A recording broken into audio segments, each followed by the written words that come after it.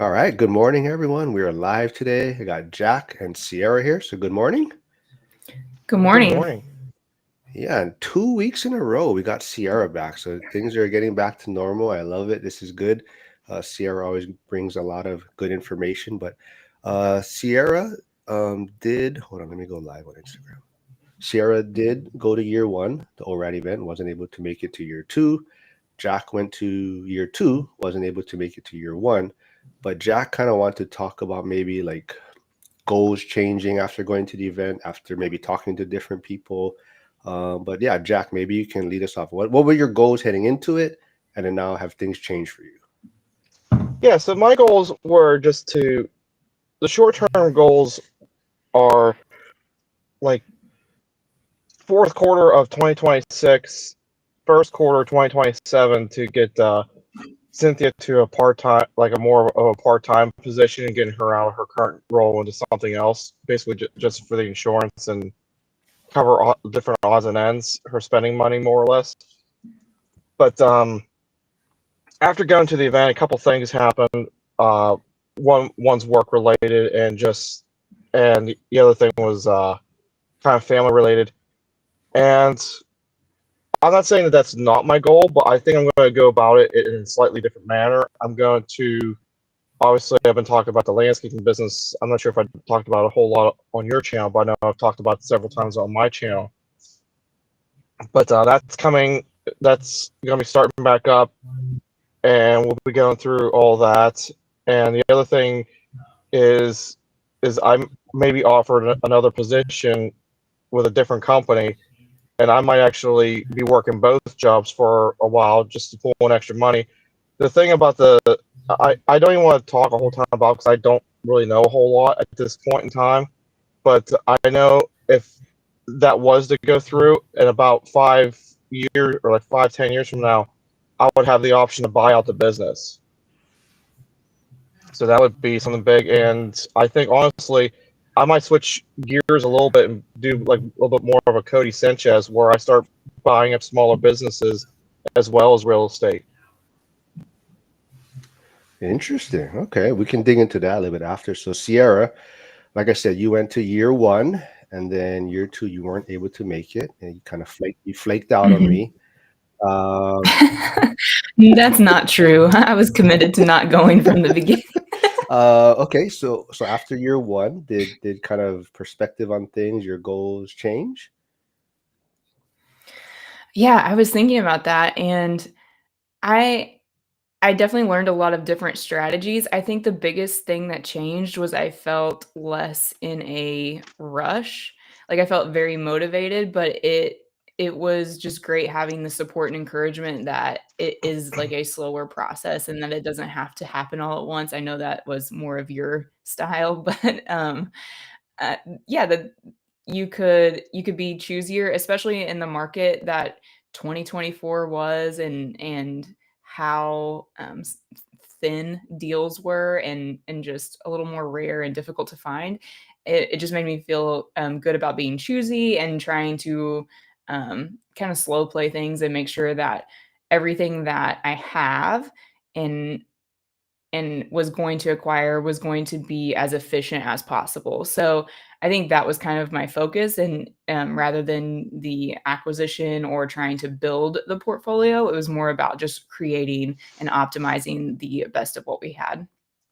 Yeah, so we want to say good morning to Big Val, old guy REI stopping by, and yes, he says it's good to see Sierra back. She always has great information, points of view. We love you too, Jack, and as usual, I'm to be determined if I make the cut.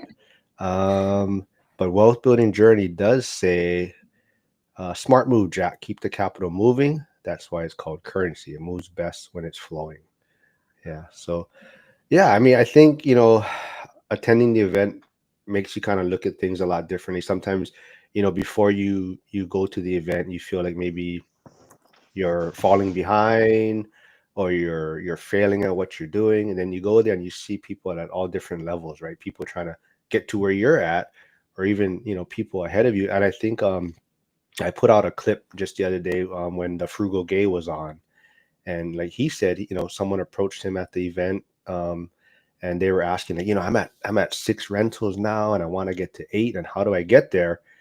And Tom, the frugal gay, was like, you don't need to get to 8. You have 6 great rentals. Like that's all you probably need. Like, so I think going to these events, you just see different perspectives, and you kind of see like what works best for you, and how you're going to maneuver moving forward.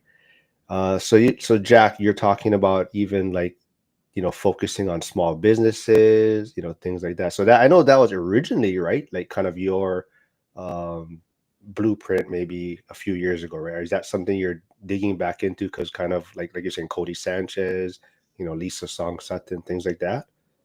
Yeah, so originally that was kind of my blueprint, but then like I thought it would take up too much bandwidth, mental bandwidth to handle all that. But I think, especially once Cynthia goes part time and she's going to be working more in the business anyway, that it's not going to be that big of a deal. But especially what ignited it was the whole thought again was that recently I got turned down for that position at work again, and I was thinking to myself, I really can't rely on anything that this company does, and they always try to make the worst decision possible anyway. So I think, and it's just like I just need to get out of what I'm doing as fast as possible, get both me and Cynthia to a point where we're at least financially independent. I know what really kind of talked me out of it originally was Dion. He was saying, "Don't create yourself another job." But the thing is, it's like for me right now, I need another job to get out of my job, and I just can't stomach the thought of going to work for another corporate person. I'd rather just go work for myself. And that's kind of what brought this back on the table, and especially with talking to this other guy, where he needs help in his business, it'd be learning a trade, if everything went through.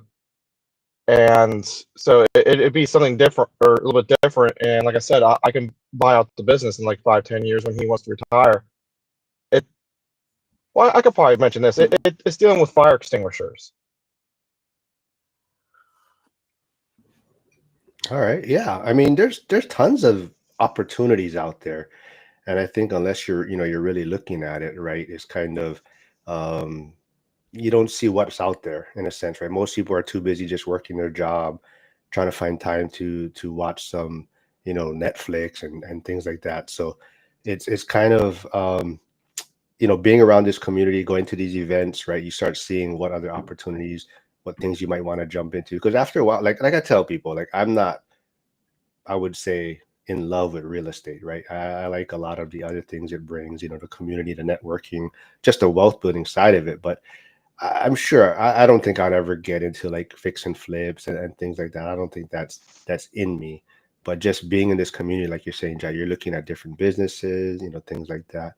And even Sierra, right? And before kind of her time off and stuff like that, she was definitely into a lot of side hustles, working on those type of things. Is that still something you're behind the scenes working on? Yeah, for sure. I just have that, I don't know, innate want to like do a business or do some sort of side hustle and stay busy and productive all the time. So it kind of just satiates me. Not for any particular motive in general, but the extra income is always great. And I feel like that's something that um, is a good skill set to have. And I like being able to do a lot of stuff with my son. And now I do some stuff with my parents as well. And so it's just really fun and fulfilling. So I love the side hustles. Anything you can talk about that you're working on right now? Or I know you're not doing merchandise stuff as much, right? Like don't place any orders right now at Sierra. That's what I've been told. Yeah, so I have designs and merchandise stuff that sell, but nothing that I am hands-on with anymore. So that is completely passive at this point. So the stuff that I already have in motion stays in motion. But yeah, I don't put a whole lot of energy into that currently. And I finished up my Hive Mapper. If anyone had followed that, I finished up the driving at the end of last year. So that one kind of wrapped up, and that was enjoyable and a very interesting experience with cryptocurrency. And then now I have been kind of dipping my toe in the water of reselling stuff, mostly on eBay, and kind of started with a challenge to with $100 to see what I could turn that $100 into by the end of the month, and then it has quickly evolved into more consistent reselling. So that's what I've been working on now. Cool. Sorry, I was trying to. If anyone's out there too, I know Chester probably has it, but can you guys put Dion's maybe link? We're trying to vote. I don't know if it's passed yet, but they're trying to vote to get Dion as one of the speakers at BPCon this year. I think he's been selected with maybe him, Coach Carson. I think there was two other options, but we're trying to vote and get Dion to be one of the speakers at BPCon this year. That would be super awesome, I think. But if someone does have the link, maybe you can put it in there, or just go to YouTube. I think it's on Bigger Pockets, and you can cast your vote. Um, yeah. So I know I forget how old Summit is. Is he dabbling in any of the side hustles with you yet, or are you trying to get him involved in that way anyway? So he does the pet sitting stuff with me for sure. Um, so he's really good when we go feed the cats and cleans out the litter box and wants to do, take responsibility for all of that. So that's his favorite. Does he go? Can he find cats? Because I have a missing cat that ran away. Is she still Yeah, she missing? took off. I think I pulled a hamstring trying to chase her around the block. Yeah, it She'll wasn't come back. fun trying to run with a bum shoulder and plantar fasciitis, and then my hamstring cramping up, and yeah, it was bad. Damn cat, man. Feel bad, but yeah. So yeah, I'm trying to figure out ways too to get my son more involved in something, and just like even like yard work, or even just helping stuff around maybe the neighborhood, or even my parents. So where I don't know if you haven't been on for a while, but I think I actually did. I am doing the reverse house hat kind of thing. I'm back with my parents renting out my place. But yeah, so he's here and he has to do the trash every night or check the trash, and um I forget, rubbish, right? Or no, what do we call it? Are you guys, do you remember? We call it No, but what did I trash. call it one time? Yeah, what was I that? forget. Well, But yeah, it wasn't a rubbish can, was it? That's not what you said. I forget what it was now again. We said something and nobody had no idea what I was talking about. Um, yeah, Joe. Yeah, I gotta admit, Joe, it was bad, man. It was like, well, I don't know. The cat's like Mission Impossible, man. It's like hiding in these little spaces. So like, I gotta like fight my way to get through it. Where's Jack? Jack keeps bouncing in and out. Hold on. All right, there he is. You back, man? What's going on? I'm not sure what happened. I turned up the camera for a split second just so I could blow my nose, not on camera, and it just kicked me out of the whole thing. Uh, all right, yeah. Yeah. So I guess Jack, maybe as far as changing goal, did anyone else you talked to after going to the event, have they maybe pivoted? I know we can talk about that, but there's a few people that are pivoting in markets, right? Has anyone else talked about pivoting goals and stuff? Um, I think you kind of covered everyone, especially I found out through your live stream yesterday that Harrison was thinking about buying a business. I didn't see that one coming. Oh yeah, Harrison's a smart dude, man. He's always thinking. But yeah, I mean, we talk about pivoting. We got like Harrison, Lars, um, a couple other people pivoting to probably Pittsburgh, possibly investing. Was there someone else? Harrison, Lars, I don't know. But people are looking at different markets now after connecting with different people at the Vegas event, right? Or even It people are must have been starting. you. It could have been Jack. Jack's too mean. No, no, no. But then people are even pivoting to maybe even doing like the rent by room, like Jared, right? Or even people are starting to look into more short term rental type stuff. So just after meeting all these different people, you have more ideas that come through your head, right? So I think that's interesting, and that's why it's great to go to these events. So Sierra, like we talked about also too, you took some time off social media for a while. I hear a lot of people want to do that, right? Like they feel like Mhm. social media is toxic and time consuming. So what is your take on taking a year off, basically? Yeah, so I think it's been enjoyable in more ways than it's not. I think it has freed up a lot of focus and like ability to really be present um and lean into the stuff that I'm doing just in real life. Uh it definitely, takes a hit on social things, especially because where I'm at, um, I don't do a lot of since I don't go to a 9 to 5, I don't have a lot of, like, social stuff going on outside of my online community, so that part is, a bummer, but as far as, like, being off of social media in general, I mean, creating content is extremely time consuming, as you know, so it definitely freed up a lot of time, um, and I don't know, I enjoyed it. It was good, and I think that I would do it again, maybe not for as long of a period at a time, but in short stints. What platform did you miss the most?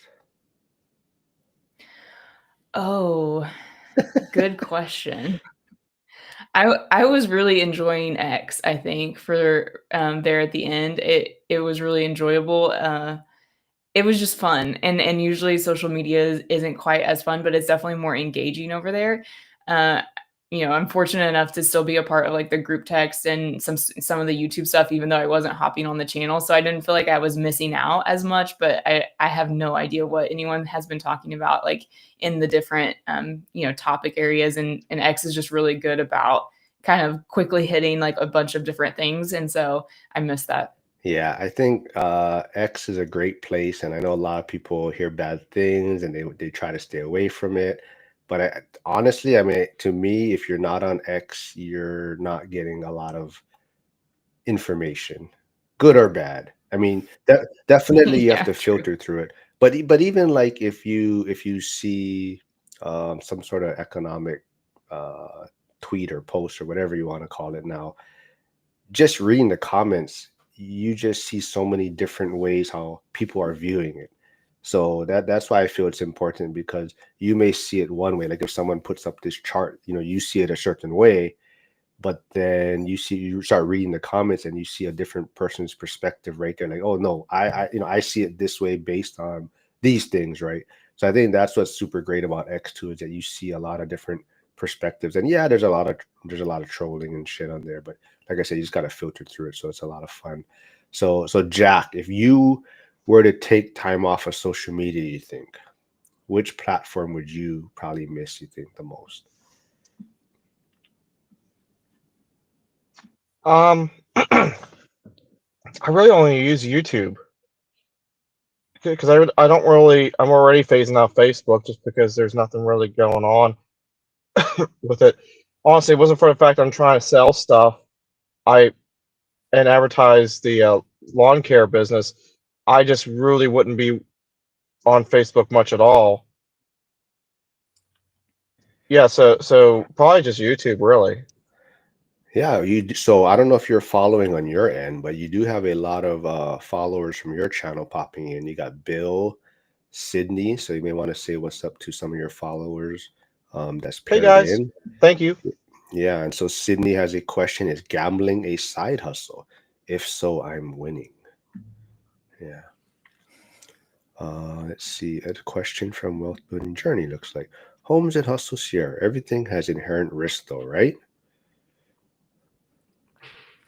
Yeah, I mean, some way less than others, but typically, higher risk, higher reward. It's not always the case. Sometimes it's, the things that require the more time or effort, but maybe not as much risk. Can still pay off better, but there's some things that aren't as risky. But like with the reselling thing, it is a gamble a lot of the times. You have to invest some money up front and then hope that you'll make it on the backside. But you can always develop some sort of model that is pretty low risk and do it within your means. And or you can, some people burn the boats, right, and go all in, and they operate better that way. But it just depends on what your situation is. I think we're also finding out, like right now, doing nothing is also just as risky, right? So a lot of, well, so Yeah. like a lot of people who whether they save money, whether just had retirement accounts, people that relied on Social Security, right? That's kind of a lot of the talking points right now, right? The market is definitely taking a hit right now. People are complaining that their retirement accounts are taking a beating.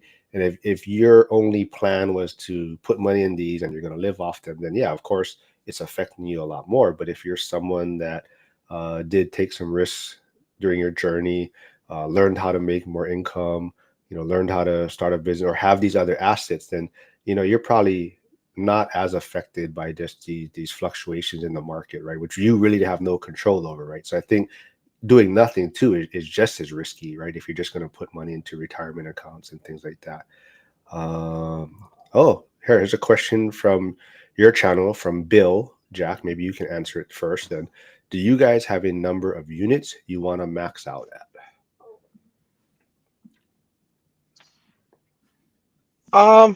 Honestly, I don't really have a set number exactly. I mean, nothing more than 200 or 300. Oh, geez. No, I don't know. I kind of think that for me, I want to get to between like 50 and 80 units, but I'm really just trying to get to 20 units so that both me and Cynthia can really just get out of like almost working all together. And when we do choose to work, it's going to be what we want to do, and not even like what I was talking about before, where I'd still be forced to work in other businesses and stuff. I wouldn't be forced to do anything at that point.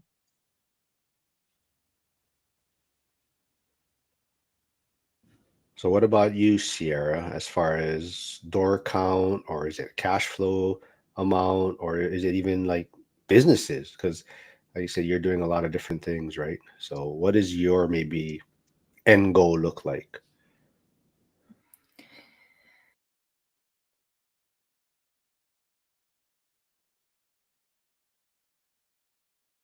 Oh, looks like maybe she got frozen. Lifestyle Oh, goal. oh, Oh, is it me?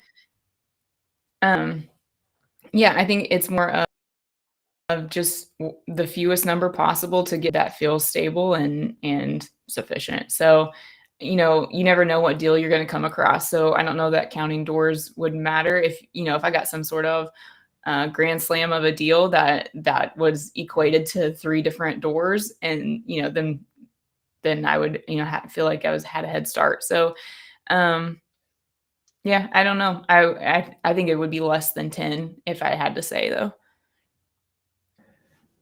yeah, me too. I mean, I think that's why people keep always asking if I'm looking for stuff, and I'm just like, I don't know. Nothing really makes that much sense right now, and I don't really need anything. So I'm not really, I mean, I'm looking, but it really either has to just be a home run deal or just something that makes a lot of sense for me. That's very not too much hassle, I guess. But ultimately, yeah, it really comes down to cash flow amount and almost like quality of asset now. So I think even like Cody Davis, that's what he's doing a little bit too. He's trying to kind of clean up his portfolio, consolidate, but even like, transitioning from um, older properties to newer, more probably maintenance-free properties in a sense, right? So kind of upgrading his portfolio. Let's see. Is Sierra low-key goated at basketball? Sierra low. I definitely played some basketball. I'm from a big sports family, so Yeah, I heard what your dad was what with the Indians, right? Or well, yeah, drafted. he was drafted to several Major League Baseball teams. He did not go play, but he was a big baseball guy. And Yes. he coached all of the sports, and I have 3 brothers, and we all played sports, so yeah. Yes. Indians. I said it. That's the only. They're not. No. They're not the Guardians. They're the Indians. They'll always be the Indians, and they're coming back, just like the Redskins. Uh, um, let's see. The power comes in more. Yes. Uh, yeah. It Chester's. can. Yeah. Chester's saying the power comes in more units. Wait. The power comes in more units per property. Okay. What's your thoughts on that, Jack?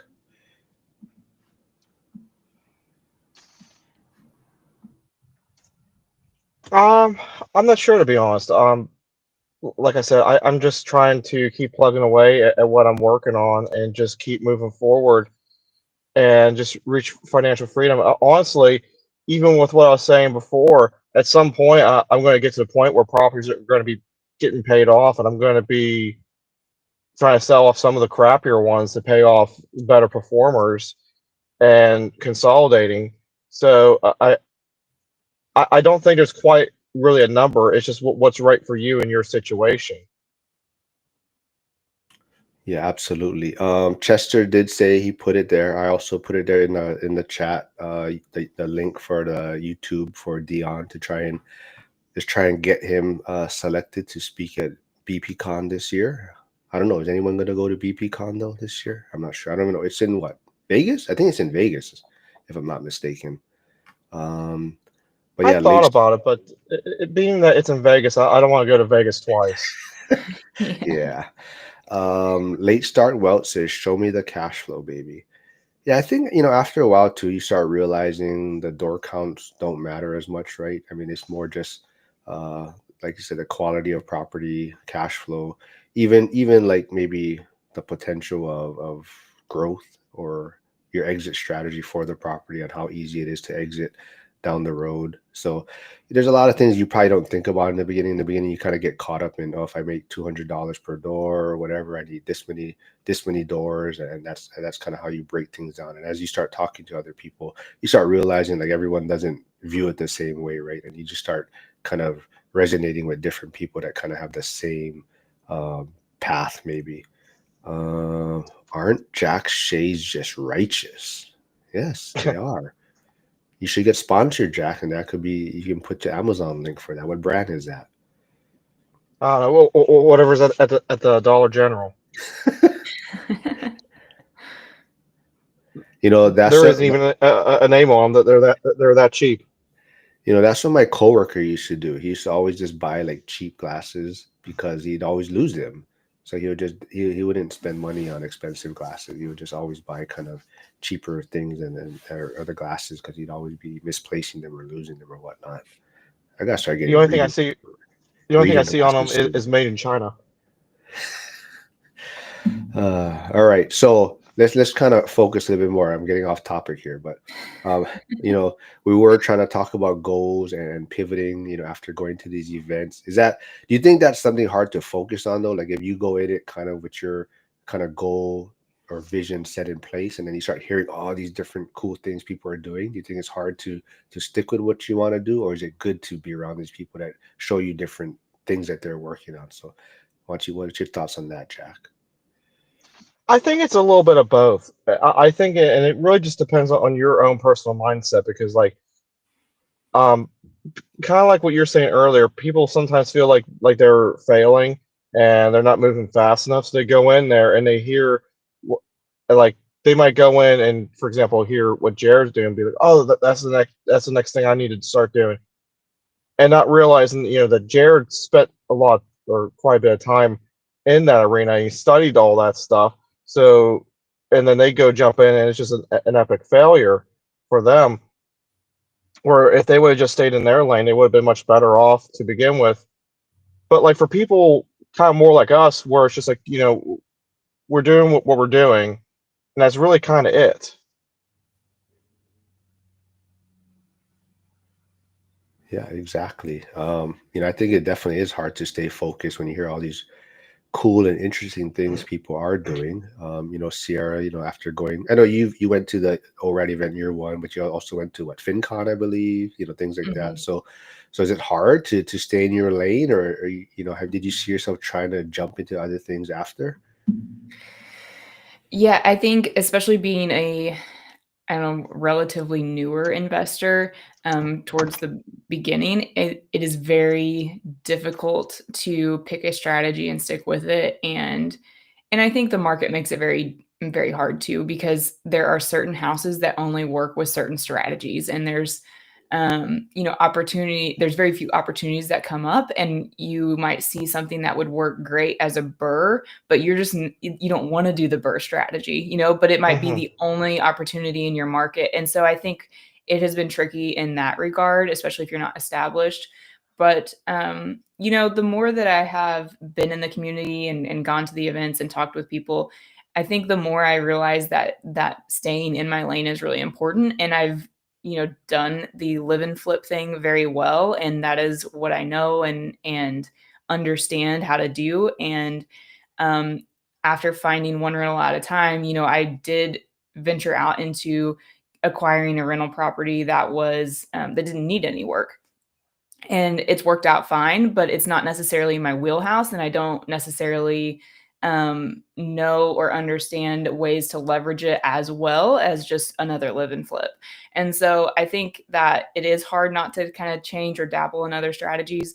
And I don't think there's anything wrong with that if you can make it work for you, but it is a lot more comfortable to just stay in your lane and like cheer everyone on. I know after the first event, the idea of an ADU from the ADU guy was like really appealing, but also it takes a lot of knowledge and understanding of how that works in your specific market to even pull it off. So, there are the other options out there that you get shiny object syndrome, I guess, with, but ultimately, I do think if you stay with what you know, or pick a lane and to stay in, that you will probably be happier that you did that.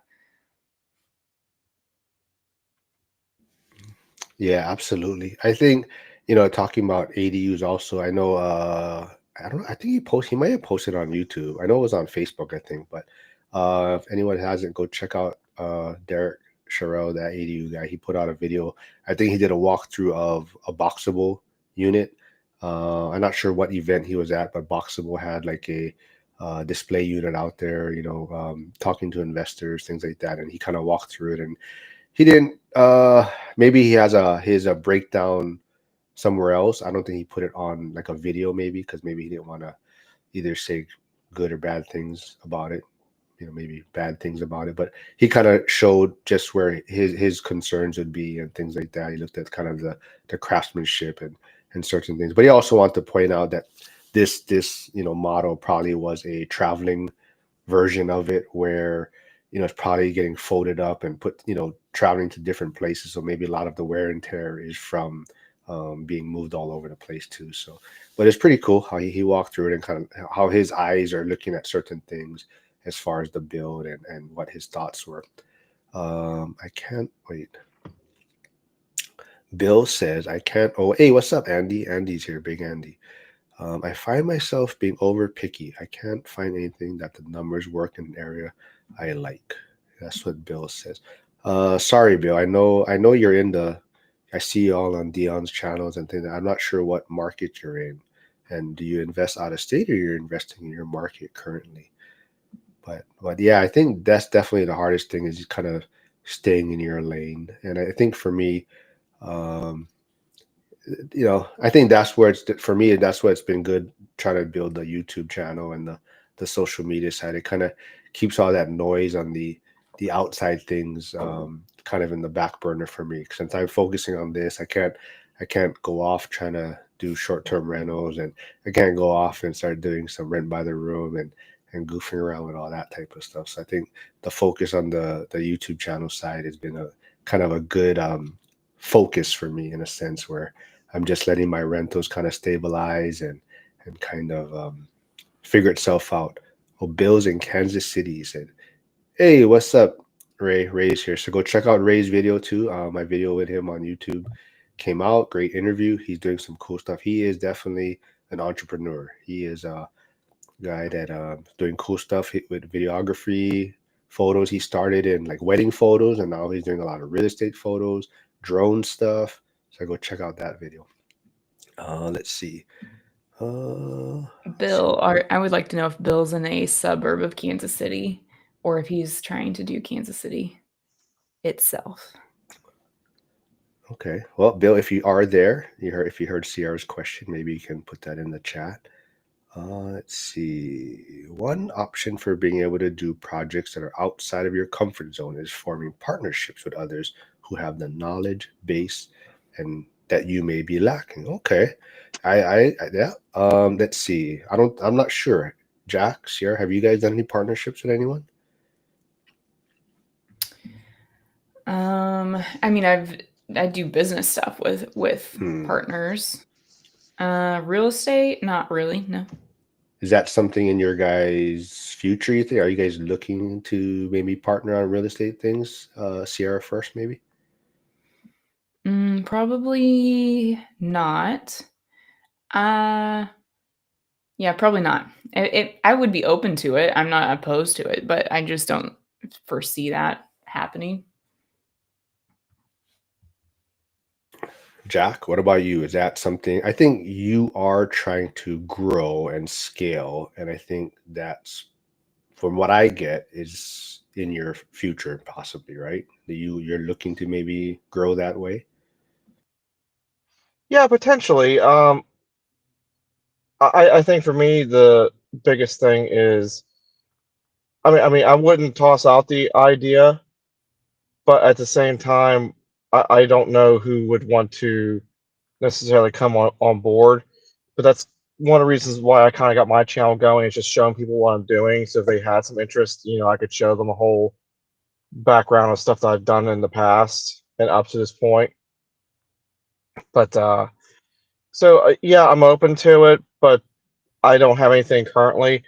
I'm I've done other stuff with businesses in the past, like even like the engine shop that is going to be currently, shutting down. That's something that, that was a partnership, for example, that's coming to an end. But that's honestly my only experience with a partnership. Yeah, I think you just have to. I don't know. I mean, I've never done like a partnership. So I definitely feel like you got to get around people that are doing it. You got to figure out like personalities, and some people do great with it, right? Some people maybe that's their only option, right, to get in the door and get started. So you just got to figure out what works for you. Me personally, I I know myself, and I think I would have a not that I would not that I would have a hard time. I think another person would have a hard time dealing with me. Um, just from because I probably don't take things as serious, maybe in a sense. So I think someone that partnered with me would get frustrated at my kind of level of just go with the flow. So I think that's where and me knowing myself, I feel like I wouldn't be a good partner for a lot of people from that standpoint. But Bill, if you are still there, Sierra did ask you a question or comment back to you. Says, "Are you being picky about every aspect of the deal?" Late start wealth, slow and steady, still feels slow when you're looking at many months or a year. Patience, slow and boring, and strategically planned. Beta test that plan with investors who are already working. Yep. So I think it is definitely you don't realize it, but you're probably going a lot faster than most people out there, right? I mean, it just seems like you're going slow because maybe everyone in the community is being proactive or doing things, right? But if you probably look from a bigger lens and you step back, how many people are actually investing in real estate, right? So I mean, maybe like coming to these channels and these lives, every day you see people that are doing it. But if I was to step back and I look at like my fire station or firehouse, and let's say there's three different platoons, 10 people per platoon, so 30 people at my station, right? I mean, I'm probably the only one investing in real estate, right? So if you look at it from that standpoint, if you actually look outside of where you're probably spending a lot of your time, you're probably way faster or moving way more ahead than a lot of people out there. Sydney, I believe, is coming from your channel, Jack. Sydney says, I'm incredibly wealthy. It's a problem. Anyone know where I go from here? Jack, I'm not sure if you know who Sydney is, but what would be maybe your opinion or thought on that? Because we don't give it financial advice here, right? So, what would be your message to Sydney? I guess it would really come down to the tax implications of like, are you being how heavily taxed you're being? Um, because you don't want it to just sit and park. So I guess find what works for you and just keep the money moving in some aspect. You know, kind of like what Dion was talking about on his channel. Well, he doesn't necessarily want to buy another rental property, but he doesn't want the money to just sit there at the same time. That would be my biggest advice. Not advice, I told you. Sarah, what nah, Sarah, what would you say to Sydney if he's incredibly wealthy? Maybe what would be the move or plan? I guess. I would say start with being grateful for the problems that you have and um, recognizing that the rest of us wish we had those problems. Um, yeah, I mean, once you hit that point in my mind, it's about allocating for the future and what's important and meaningful to you and taking steps to use that wealth as a tool. And you're not in the accumulating phase or that part of life where you're really trying to build it. If you've got there, then you're going to start look at expending it or preserving it or whatever's important to you. Yeah, exactly. I think the biggest thing is, what does wealthy mean, though, right? I mean, we could be looking at it from, are you financially wealthy? Are you have your health? Do you have family, loved ones? I mean, do you have a job you love? So I think there's a lot of ways to look at wealth. I mean, some people look at their owning a home free and clear, their net worth, and they feel they're wealthy. So it's, to me, it's really just understanding what game you're playing, and have you won the game, or what's your kind of winning number, right? And I think the biggest thing to me is, like they say, right, you kind of know when you've won the game, and know what is your enough. And if you're not in that accumulation phase anymore, then yeah, a lot of it comes down to preservation. And whether you're into leaving generational wealth, or you're trying to build generational wealth. I don't know if you have kids or families, or your plan to leave things for family, or you're gonna sell everything off. But there's a lot of ways to look at it. I think ultimately, though, it's just your happiness, right? What makes you happy? Find your passions out there, and right, like I think a lot of what we're trying to do, right? Document your journey. Share what you're doing. Tell other people that it's possible. Some people are wealthy off of 5K a month, right? Some people might need 10K a month to feel wealthy, but just kind of know what the game is and what your end game is. um, yeah, some people in the comments are saying, Sydney, give me your extra money. Well, Sydney, you may have some private money lenders. If that's something you're thinking about, you may have people in the chat that would you guys can work out some partnerships with. Um, yeah, Bill says yes, I can take some of that off. Just send it my way. Let's see. If someone doesn't think they are moving fast enough, here is some perspective. Only 65% of the population own a home at all. So being in position to own multiple properties is already substantial. Yep, that's a great point. Let's see. Well, everyone's kind of chatting back and forth in the comments between themselves, but um, yeah. Let's see. Sydney says half of it goes to my wife and her new and her new boyfriend Bill, and the rest goes to gambling. Well, So I I got a don't fun, know. or you guys were talking about, or someone mentioned gambling earlier. I got a interesting thing about that. Someone's gambling can be a side hustle, and on how good or not good you are. I think me personally, I wouldn't. I don't gamble. I just don't. But Cynthia's dad, he was a professional poker player. He won't call himself that because it makes him sound like a card shark. But I mean, what else would you call someone that buys two Monte Carlos from their poker winnings, pays off a house, and sticks a kid through college? Are you driving right now, Jack? Card shark sounds good. No, I'm sitting in the truck, but I had to turn it on the AC, and I'm holding it right by the air vents. Jack, you're killing me, man. It's my jackassenisms. Uh, uh, yeah, yeah, Sydney, don't talk about half quitting your wife. Yeah, I don't. That's like my biggest expense is my son's mom, and I don't understand. I don't even bother with it already. But what are you laughing about, Sierra? I'm just curious, how many rental properties does it take to sustain Sustain that? what? Your son's mom. Well, let's just say me renting my house out has been very financially helpful for both of us.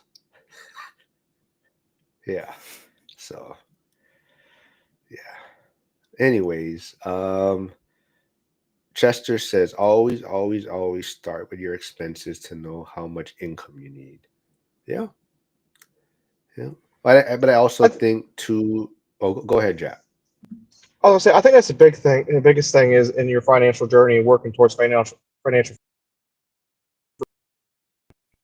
If you can get like your bad debt taken under control and get everything in that aspect, you're gonna. When I say pay everything off, I don't mean like what Dave Ramsey talks about, have all the mortgages. Just get like all your credit cards and all your lines of credit and just all your stuff that just weighs you down. Exactly. I mean, I think that is probably on display right now. That is probably the biggest struggle that people have, that we have as a society, is figuring out our expenses and a budget and learning how to wants and needs and cutting back on spending. And I mean, as you look at even people today complaining about or pushing back against Doge finding waste, fraud, and abuse, and trying to figure out how to balance the budget, how to cut back on spending, and you see all the pushback on people that are trying to say that. I mean, I get maybe you don't agree with the approach they're having, but people are trying to disagree with cutting back on waste in a sense, and that to me blows my mind, right? And you just see how hard it is on a big scale, right? And you know, people. I think that is the biggest thing, is trying to figure out our spending and budget, and but at the end of the day, I think also we want to be able to increase our income, right?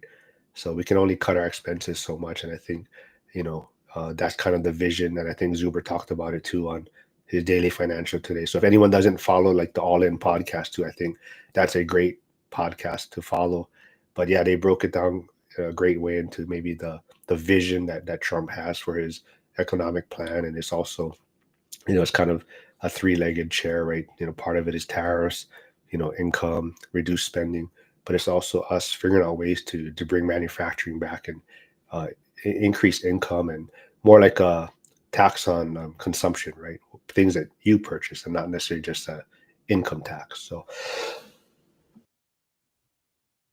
but I think at the end of the day, it's really, yeah, understanding a budget, cutting back on wasteful spending, and figuring out how to make more money. And if we can keep it that simple in our lives, you know, we'll be winning. Uh, Chester, I have not missed what question do you want me to? Because some is for your talking back and forth. Let's see. I'll go back then. Chester said I'm suppressing his questions in there because Chester didn't like that I in our group chat I told him he can't use Chat GPT to come up with more questions at the ORAD event. He's limited to two for the speakers. Uh, let's see. There was one that I saw that I know I skipped over. Not on purpose, but I don't know where it went.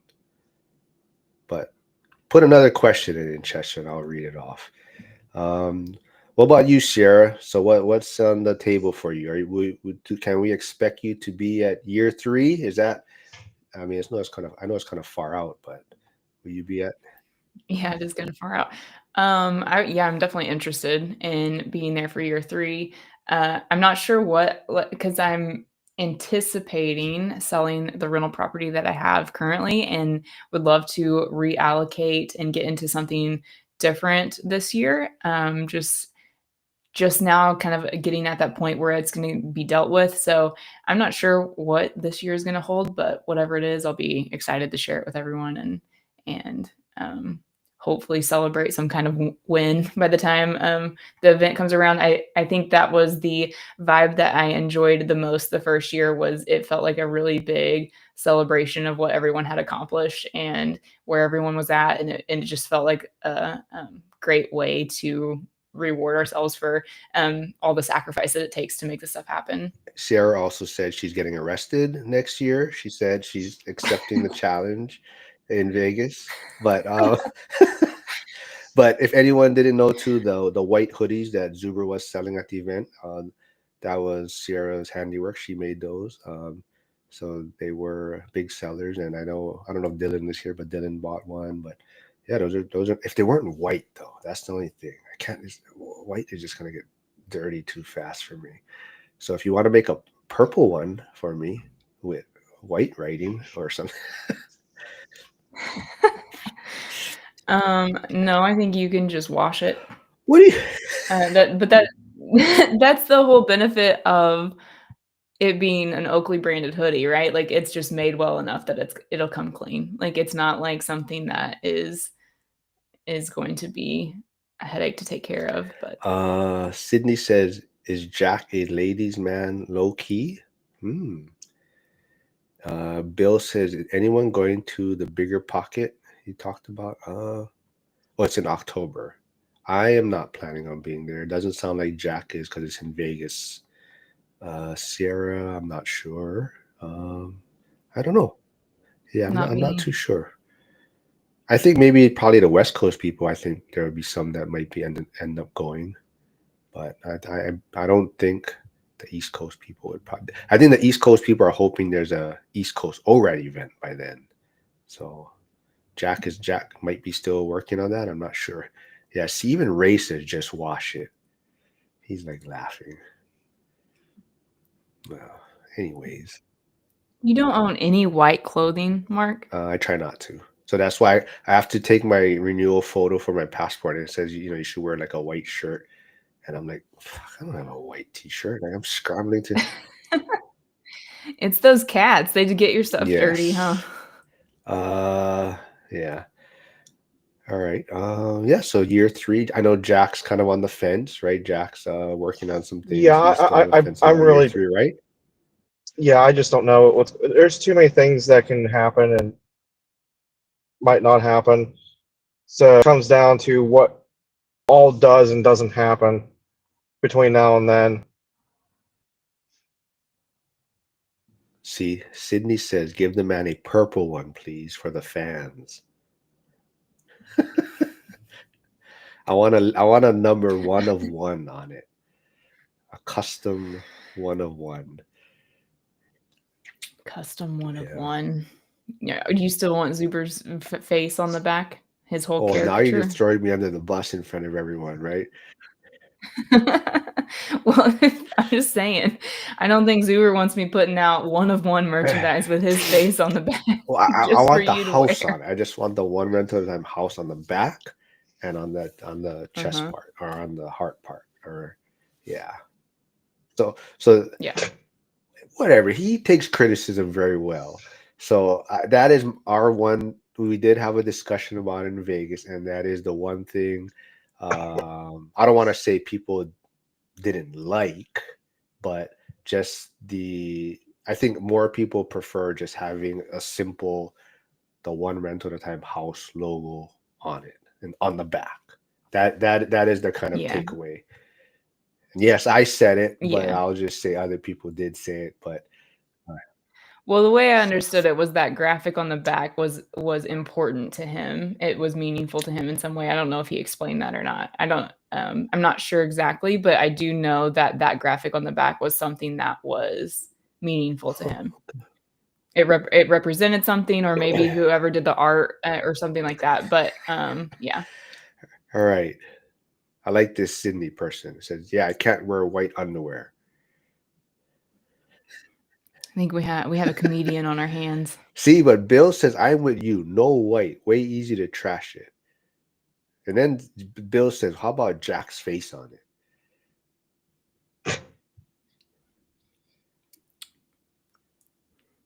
We could do the Mount Rushmore with everyone's faces from Ah, YouTube on yeah. there. Yeah. So I know, Jack, you're also going to be chatting with Tom Wilson, the working man investor who I had the pleasure of sitting down with last week. And he's also trying to build his, YouTube channel and brand. He's in the school community. So you'll have a lot of fun with that. Tom's a UE, uneducated economist, kind of branch off, where he follows him quite a bit. So that should be Yeah, fun for you. yeah, it'll be good. It'd be interesting talking to someone in a little bit of a different realm than what I normally talk about. So that'd be cool. So what about you, Sierra? Are we going to have you regular now, weekly? Is that something we're going to get you back on, you think, on a regular basis? Or I mean, I would like to be on more regularly. I don't know about weekly. We'll see what my what my schedule looks like. But I had some downtime this last couple weeks, so uh, and I'm in my studio setting as professional as it is, so it makes it easy to hop on here. no, yeah, that's good. You're always welcome back on. Like I said, I'll bump someone off if I have to, if you're able to come on. Uh, Oh, don't say that. I'm going to be the one that gets bumped off on the C string. No, see, look, Jack, I know I can count on you, Jack. So that's why there's only three. I try to have three usually. It fits better on the screen. But it's like last week, someone canceled, and then I think I asked Dylan last minute to jump on, and then Sierra actually said, "Oh, I can do it too." So then I said, "Ah, all right, everyone can come on." And See, and you everyone's didn't kick anyone off on my behalf. well, yeah, that's true. But if I need to, but everyone's face was all scrunched up on the screen. But we just got to work on Stan's camera because his head was cut off at the top and the bottom, or he has to sit Oh, further back when it's the four people. Um, but I know people makes don't sense. like this portrait mode. They like the landscape better. But I think the portrait mode it shows up better on Instagram, and I think it definitely makes it easier for me to make clips after. So hopefully you guys can deal with it. But are the clips getting traction, or do you benefit more from the landscape on YouTube? I don't. Yeah, we can always remove Mark. Yeah, so Joe, on Friday, I might just be in the background. So if anyone doesn't know, Friday I'm doing a live at 11 a.m. in the morning. It's going to be the ladies of ORAT kind of bullying me into doing a live. They said there's too many guys on my channel and they want to have a ladies perspective, more ladies perspective. So Friday is going to be a lot of the ladies from ORAT on. I think Sarah, Katie, Jen, and Lindsay.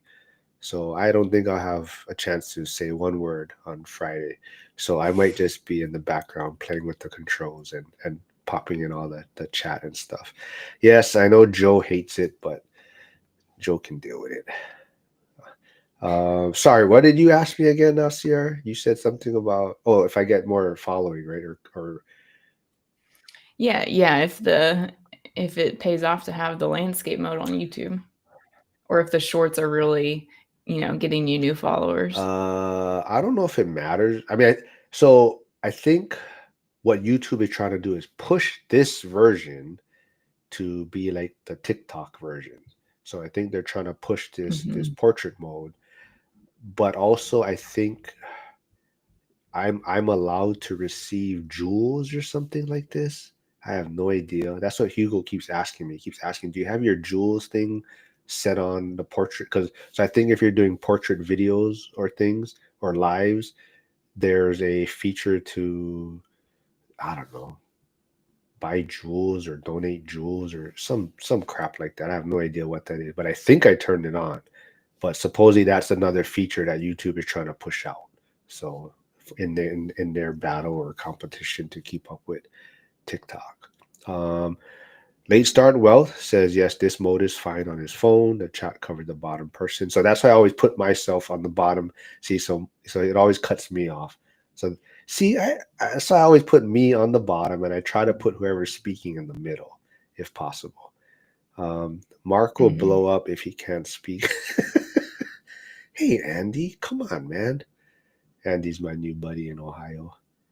But did you hear about the story, Sierra, of Cody trying to eat noodles with ramen? Yes, you told Yeah, me. that was the. Oh, Jack. You said it might have been the funniest thing you've Okay, wait. ever Jack was seen. there. Was it funny, Jack? Yeah, it was pretty funny. At first, I didn't realize what was going on because I was talking to John Morris to my right, and I see you laughing and which direction you're looking. I look over in that direction. I just see Cody. It looks like he's trying to stab the noodles with the chopsticks.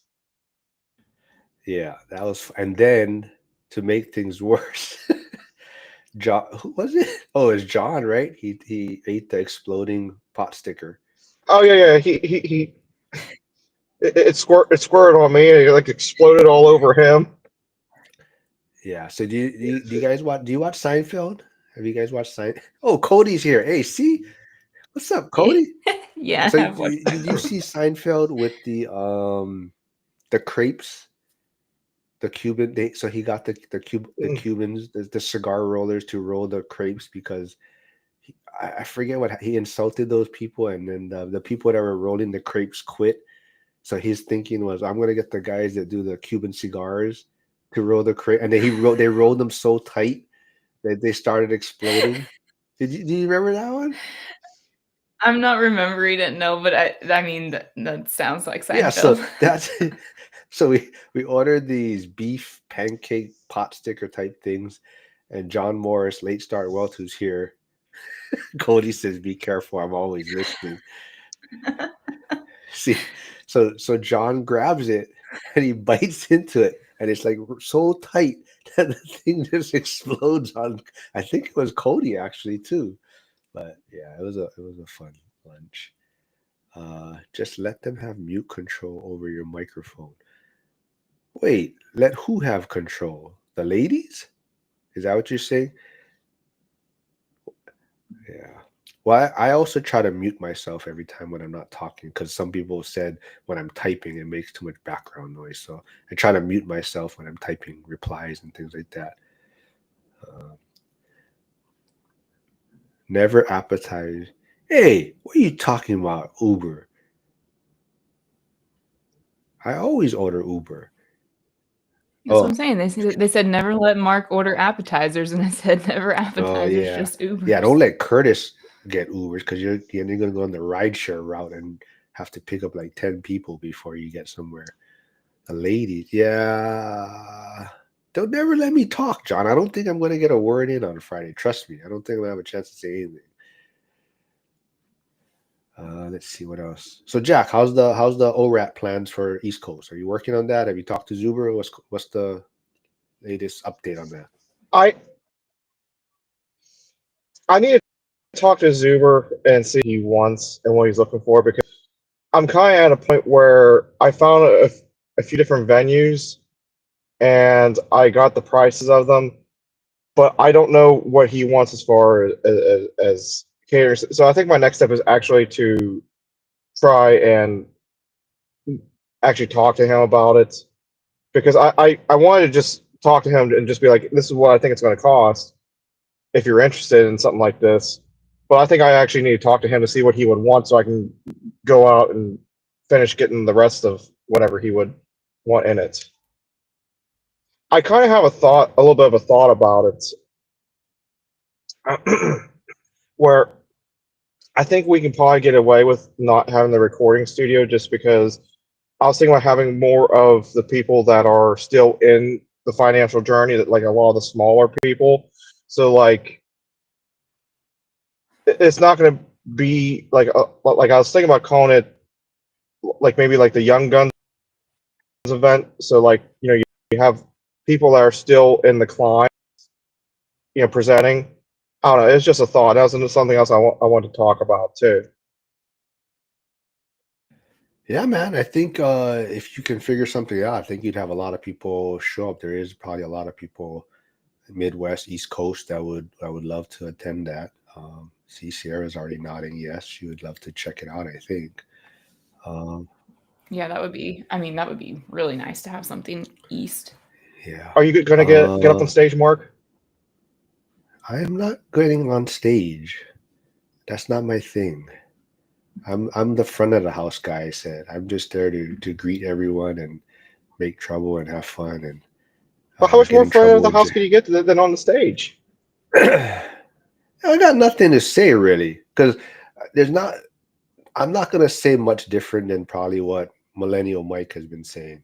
You know, so my But if Millennial message is Mike's not there, probably then you could do that. yeah, but like I said, I mean, as far as like out of state investing goes, things like that. I mean, I don't probably have much more to say than what he's already said. The past 2 years. So that's why, like for me, I'm really hoping like Brandon or Jared or even Aaron. I mean, or people that hopefully can get on stage. What is Sierra laugh? What's going on here? Just says he'll get on stage, he'll cave. I believe that to be true. Yeah, yeah. No, I don't want to say nothing bad about Joe. Joe's a good guy. I gotta admit, Joe's a good guy. Even though he's an ex-cop and he's a Packers fan, so he's like two check marks against him already. Uh, man, what a YouTube. Let's see. Let's see. Sierra from Sydney. What's Sierra's favorite musical piece? My favorite musical piece. Um,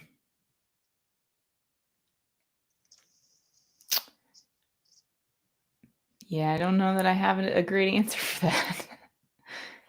I'm in Tennessee, so I listen to a lot of country music when I'm here, I suppose. Uh, What do you mean when you're here? So I you don't have, mean you listen to different music wherever you are? Oh, that's true. Facts. okay. I did a recording with my cousin. He's a realtor and he's a musical performer. He had a top album in like Hawaii and all that, and um, but he has his own podcast, like a local one. So I was on his channel, so go check it out, everyone. But anyways, he asked me at the end, and I didn't even realize. He's like, "Oh, so what is the three like albums or whatever that I guess maybe you or the last three albums you listened to?" And I'm like, "Shit, like I never." There's like probably art, yeah. So country, like nobody would think, but I'm fully into like country music. Like that's my thing. So if it was for me, mine is I said the three artists is Zach Brown Band, Chris Stapleton, and Eric Church. Those are my three. Oh, you like country music? Are you being sarcastic? Oh, No, is it? I'm for real. That's your yeah, how do top you only three? know that now? I'm just surprised. How do you only know that now? Is that like on your workout mix? Is country music? Sure.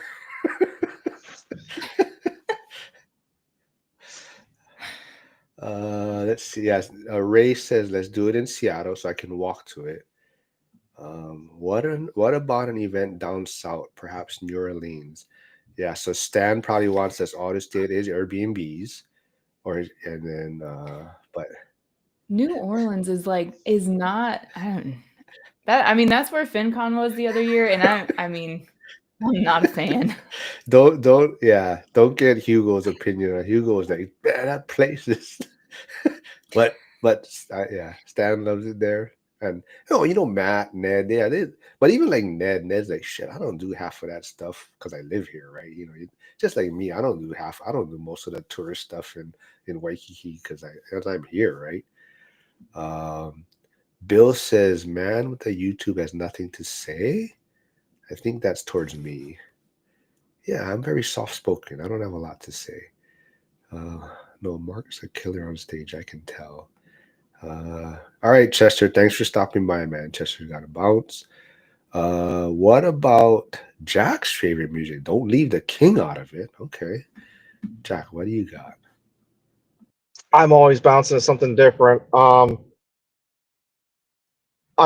just talk about what I lately been listening to. So I've been listening to a lot of Andrew Bird, especially the Pulaski at Night album. I just found the other day out of a YouTube recommendation. This was it. I'm probably gonna butcher his name because it's Spanish, but was it Estos Tone? But he does a lot of Spanish guitar with no lyrics and stuff. I've been enjoying that lately, and I don't know. A lot of times I put on different blues or in the background, or if I really feel like listening something, I'll throw on like '90s grunge or heavier heavier alternative metal or I don't know classic rock. I don't know. But basically, I'll listen to anything for only so long. I have Unless it's like Taylor Swift, in which that's a 0 second tolerance for me. okay, I got no idea what you listen to, Josh, off of that, but I want to see your playlist now. All of a sudden, um, Hyder's here. Hey, what's up, man? Yeah, we got to reschedule. I guess me and Hyder had a conflict. We were trying to get him and his son on because his son. I don't know if you heard, Sierra, but Hyder's son did attend the event. So I wanted to get him and the son on to kind of get the son's feedback on what his thoughts were. I'm looking forward to that one. Yeah, well, I'm trying to get it scheduled, but we got to change things up.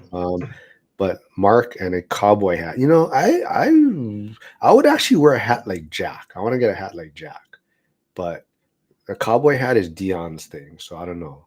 So we'll see. I gotta figure out my own look. Ray says, What size uh, head do you have? I have a fat head. I have a weird shaped head. So I have like I'm known as like the bob I'm known as like the bobblehead at the station, where my neck probably my head is, you know, disproportioned to my body. But Ray says, yeah, if you're on stage again, I'll wipe your tears away when you get your yeah. It was something in the air. I told you guys. I don't know if Sierra heard, but I was kind of tearing up when I got my belt. Uh, I heard you say that on your interview with Zuber. yeah, it was a touching moment. That's why I got it. But I think it's funny how you threw your coffee at me. it's I didn't throw my coffee at you. Hold on. Now we're getting that. You, Joe says that's you ridiculous. you handed it off briskly. Joe says I never shut up. Stan says he does everything in New Orleans, 100% tourist stuff. Went to every parade, Mardi Gras for 8 straight days. Yeah, I saw you post that, man. So go check out Stan on Instagram, man. He has some cool photos out there. What's going on? I mean, meeting and making the connection with Stan was like the highlight of the New Orleans FinCon for me. I feel like the rest of it, I mean, just, but I did stay in an Airbnb that was essentially, I don't know, it was one of the ones where it was rent by the room. So Oh, I shared the space with a bunch of other people renting other rooms. And when you're in New Orleans as a female and you're not traveling with anyone, it just isn't that fun. Oh, I forgot about that. Yeah, you had it's like a rent by the room Airbnb thing. Yeah. So I wouldn't recommend it as like hosting an event there. I know that it's fun touristy, but I would just pick somewhere different. Yeah. Well, if nothing does happen between now and year three, Vegas will be fun. I think people that didn't attend year two that went to year one are definitely excited, especially seeing all the feedback. Uh, so I don't know if you listened to all the recaps here, or maybe tuned into a few, but is there any Mhm. takeaways that maybe you heard that you thought um, Zuber, I guess, addressed after year one, or things that you heard maybe still need to work on, or what's your looking forward to year three, I guess. What are you most looking forward to, I guess? Yeah, I mean, it sounds like he's definitely putting a lot of effort into fine-tuning it to be, incredible every year, and I think that's awesome. That's definitely a perk of having it in the same place every year. I do really like the venue, and it sounds like he's working on ways to, uh have it set up so that there are those background conversations that happen, because it seems like that part of it is a huge part of it even when the speakers are speaking. So setting it up in a way to be more ideal for that. I caught that and think that's a great idea. I mean, I did hear that he addressed some things. I don't know that I left year one thinking that there were things that needed addressed necessarily. I know that he had talked about wanting to potentially sell merch, or at least that some people, wanted to buy the book or wanted to be able to grab a little bit of something that had the logo on it or something like that. So it sounds like he made that available. But yeah, I think when it comes to looking forward to year three, having the opportunity for the panels seems like a really great idea. That's something that they do at FinCon, a lot of panels, and it's a great way to incorporate more speakers and uh, just a better way, I think, for the Q&A format to happen. So I'm looking forward to that part of it. Any speaker you hope for year three? Now that you heard Graham Stephan was year two, like a bit. I did, but my hope is either Greg Dickerson or Anna Kelly. Those are always the two that and I think that's just because when I started watching his channel, like those were my two favorite people that I always clicked on whenever he had their videos on. And so to me, they just feel like core members of the One Rental at a Time community. And so I would love to see them at the event. I All always right, forget about Greg Jack. Dickerson.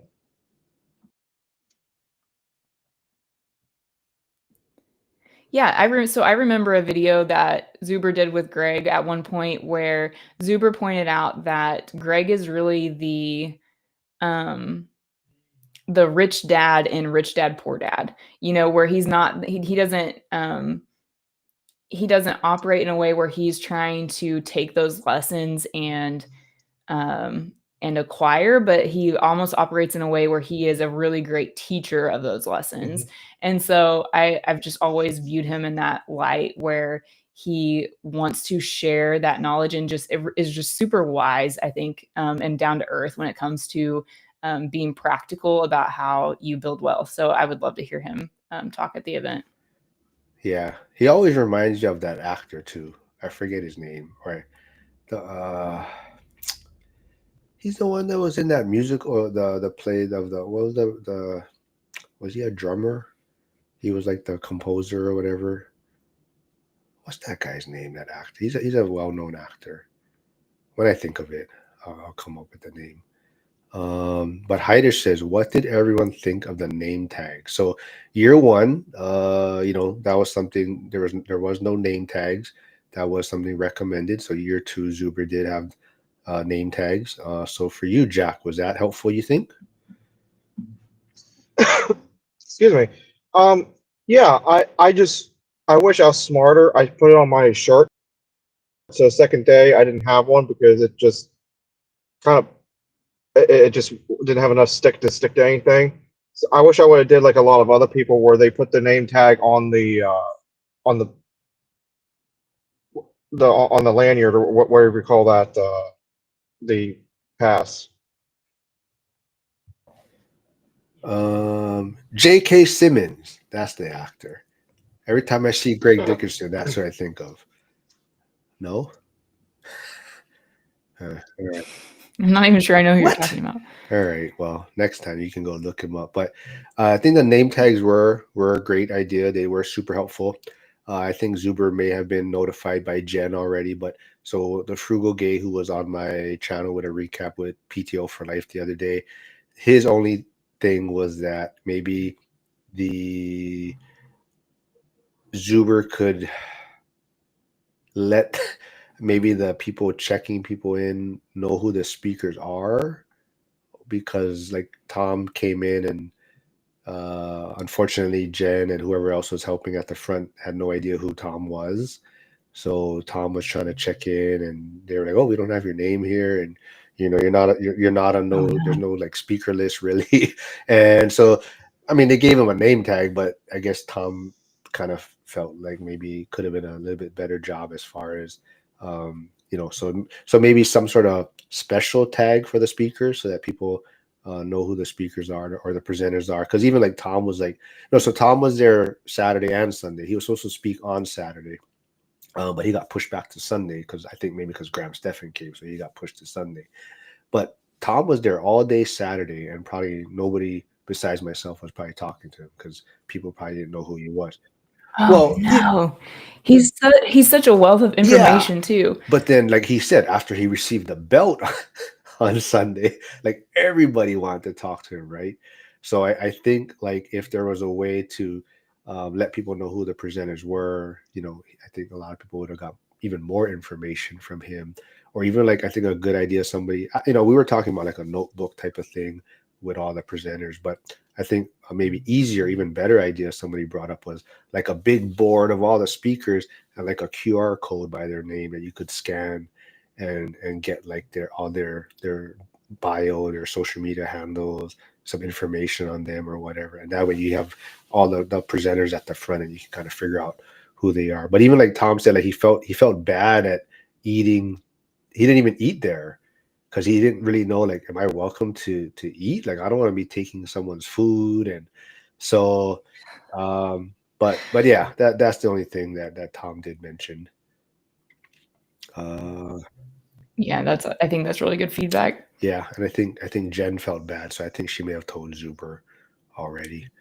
But yeah, this was a good fun live. It's always good to get Sierra back. Jack is always entertaining. Jack brought a lot of his followers from his channel today, so that's always fun. So Cindy, Bill, you guys don't need to only tune in when Jack's here. You guys can always also just tune in when I'm going live. Jack doesn't need to be here. It's still fun without Jack. So make sure you're subscribed and get notified. What are you laughing at? Nothing. That's What? funny. What? And later this week is going to be fun without Mark because all the ladies are going to be on. Well, yeah, I'll try to. I told them I'll be on. Well, they were trying to get Cynthia on too. So they wanted Cynthia, but I Oh, said, yeah. no way Cynthia is going to be on camera. But yeah, I told Cynthia I'll be on my best behavior, but I don't think she'll be on. Yes, a QR pamphlet will be great. Yeah, Hyder. Yeah, I think that'll be super. So I think every year there's things improving. I think even like the outside things, um, will be fun, right? There's more things that people are connecting a lot more. There's bigger groups hanging out together. So I think, yeah, it's going to be a lot more fun. So year 3, we'll get Sierra out there. Hopefully Jack can figure out a way to get there. And yeah, so thanks everyone. You guys want to say any final word? Anything else you guys want to chime in with? Anything you working on? Any help you guys need? Jack, when's your next video coming out? What's going on, man? I haven't decided if I'm going to do a live yet today, if this actually counts, because I always do a live every day, Monday through Friday. So I'm not sure if this one counts or not. But no, either later today or tomorrow, and then Thursday we have the PA accountability meet. Or is that this Thursday? I don't know, man. I'm not even sure what day of the week You're in it charge is. of it. It's So, Wednesday. oh yeah, so when Yeah, so we have a PA accountability meeting Thursday then. So that'll be fun. Yeah, so Wednesday, so tonight, reminder, daylight savings. I think it starts at 3 p.m. No, 3 p.m. No, that's Hawaii. So 6 p.m. Pacific, I think maybe. Tonight is the Frank's accountability group call, the Zoom call. So go check that out if you can. Tomorrow is Jack's. He kind of throws a every other week Western PA surrounding areas accountability group. So if you're want to know about more about that market, go check that out. Friday, I'll be live with the ladies. And I don't know, Sierra, what are you working on next then before we sign off? Yeah, so like I said, my rental property I think is going to I don't know. I think it's going to come up for sale, but the tenants are scheduled to move out within the next week and a half or 2 weeks. So I'm kind of playing the waiting game with them here, answering their questions as they try to deal with moving.